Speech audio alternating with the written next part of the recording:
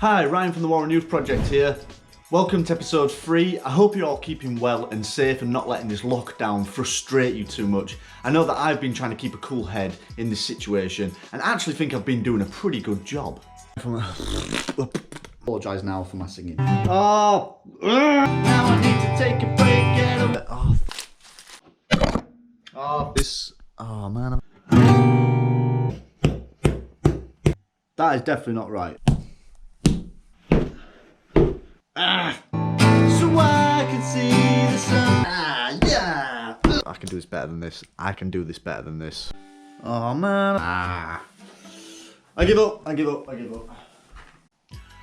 Anyway, in this episode, we're going to be looking at a free recording software that is sometimes overlooked, but is actually a pretty powerful tool for those people that are just getting into audio recording or wanting to start sound editing.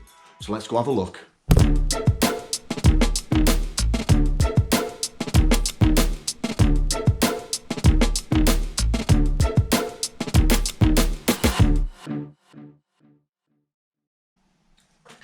Now the software I'm going to be showing you today is a free recording software called Audacity. Now Audacity is supported on all operating systems, so you can use it on Windows, Mac and also Linux. And it doesn't take up a lot of CPU power, which is great if you're using it on an old laptop or old computer. Audacity is a really simple recording software to use. There is other free recording software packages out there that offer more tools and that are a bit more powerful. But Audacity is a really good introduction to a digital audio workstation or a DAW. And for anybody that's just getting into audio recording or sound editing, that's really good because you want something really simple and really easy to use, and that's not complicated. So Audacity is that, and today we're going to be having a look at just a quick overview of the different tools in which you can use in Audacity. So let's get into it and have a look. So once you've downloaded Audacity, and I'll be putting a link to the download in the description, so look out for that. Once you've downloaded it, it's a little icon like this, as you can see if you follow my cursor. So go into the session. That's what a session looks like. It's as simple as that, really. If you follow my cursor, you've got a nice transport bar at the top. You've got pause, play, stop, rewind, fast forward, and record. And then you've got 6 really simple edit tools, which we'll have a quick look at. And then you've got your mic input, and you've got your output. So your mic input, if you, for instance, now I'm using built-in microphone on the computer. We've got an audio interface plugged into a USB. When you click on the drop box here, that would come up, and you could just select your audio interface and use that to record through. Similar with the output, you click on the drop box and you would use your audio interface to the output, go into 2 speakers. And then across here you've got your mic inputs, that's your input volume going in and your output volume going out. And then there's 2 corresponding meters at the top, so you can actually monitor your input going in and your output going out. And if you want to record in mono or stereo, there is that option too. Obviously if you've got an audio interface plugged in, you might even have more options as well. So, but usually you only get mono or stereo. So if you've got 2 microphones on one sound source, you can record in stereo, which is really good for that. So it's really simple. So for instance, if I was just to hit record, a track would come up and it would literally just start to record. As simple as that, as you can see. And you've got a track here, and on the track, on the audio track, you've got the options to mute, solo, and then you can pan left to right and increase the volume.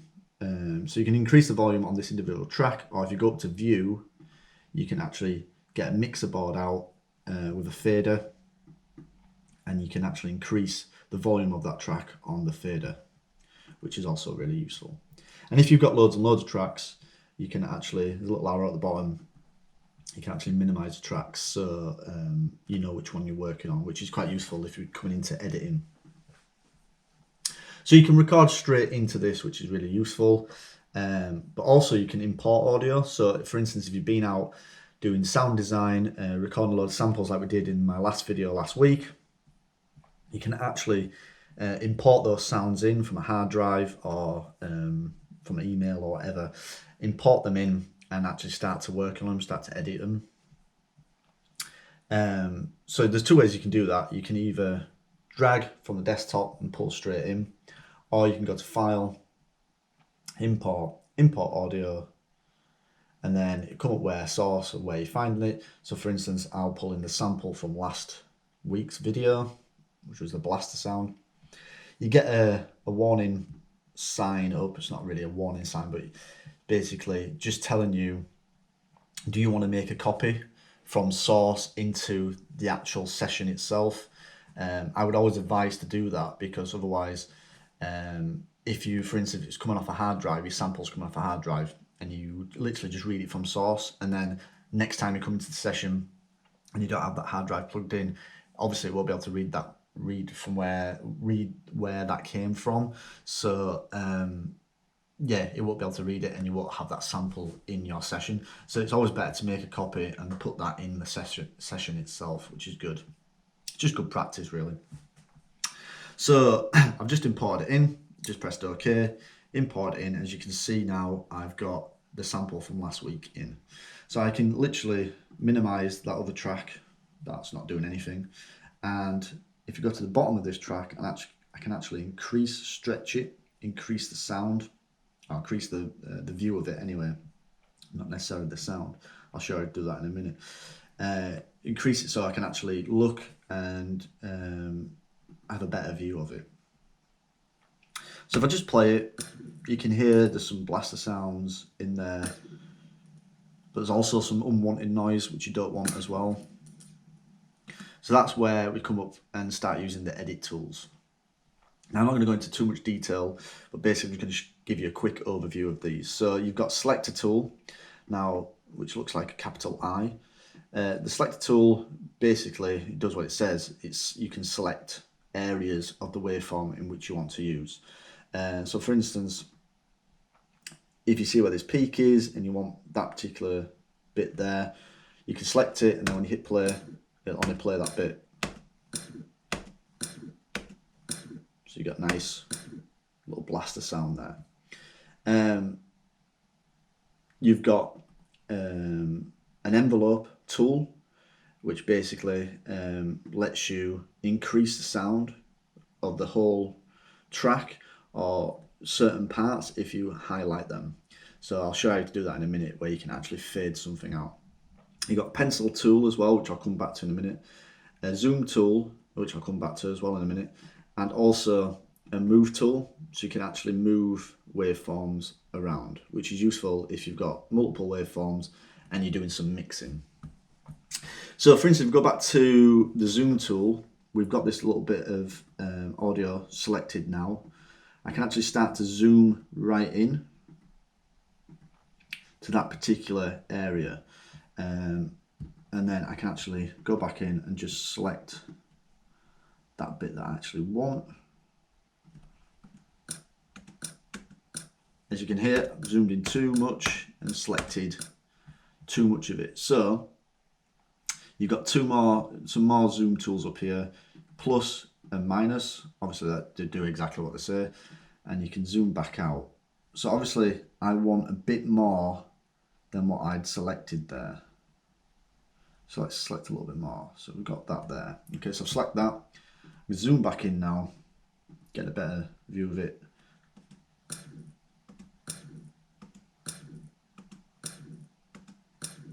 That's perfect. So we zoom back out. That's perfect now. So what I can also do is I can trim with this tool. And also if you do anything and you want to undo it, you can just go to edit, undo. So I'll just undo trim. If you use this little tool up here, you can actually trim outside the audio or outside where you've selected. So I only want that bit that's selected. I only want this bit that's selected now. So I hit that and it trims everything out of that. So anything I don't really want, because I just want that particular sound. I've got a nice blaster sound now, which is great.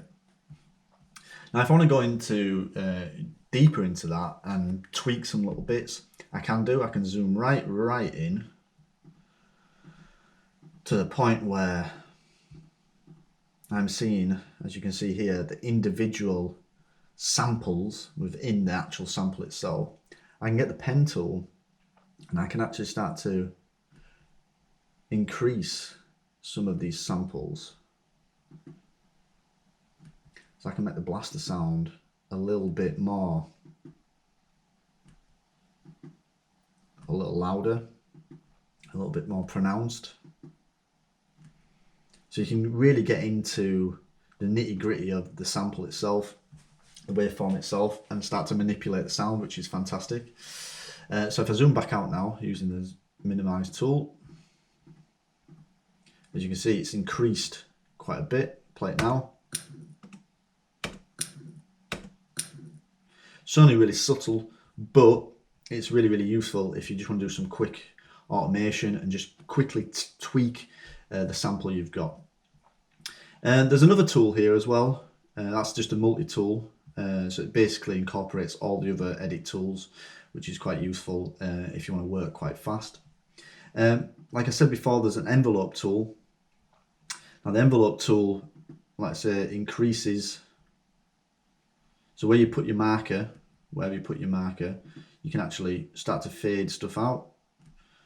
So fade volume out, so volume of the sound out. So for instance now,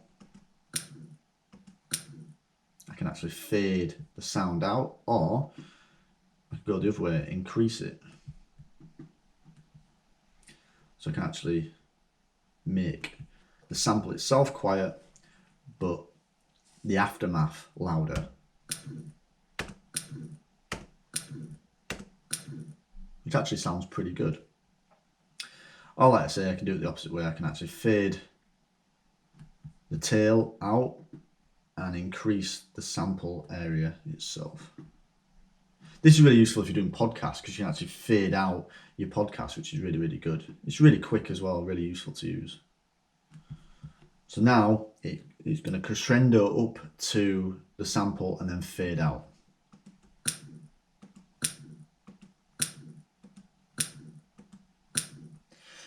So it's a bit clicky sounding now, but as you can see with these simple edit tools, you can actually easily start to manipulate a sound source really, really quickly.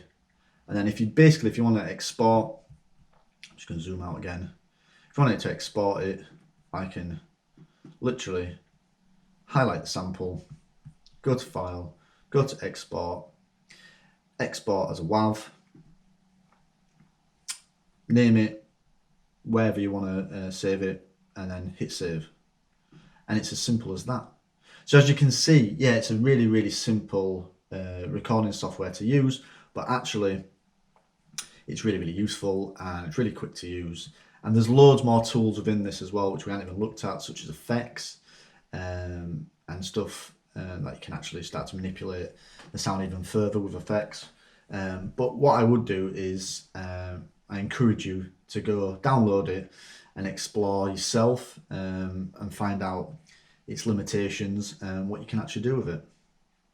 So there you go. So I hope that was useful. It's only a quick overview of Audacity. There's other free recording software packages out there which we'll explore in further videos. But I do encourage you to try Audacity out and give it a go, have a play around with it and see what you can get with it. So stay safe, stay well, stay indoors, and I will see you here next week hopefully. So stay well.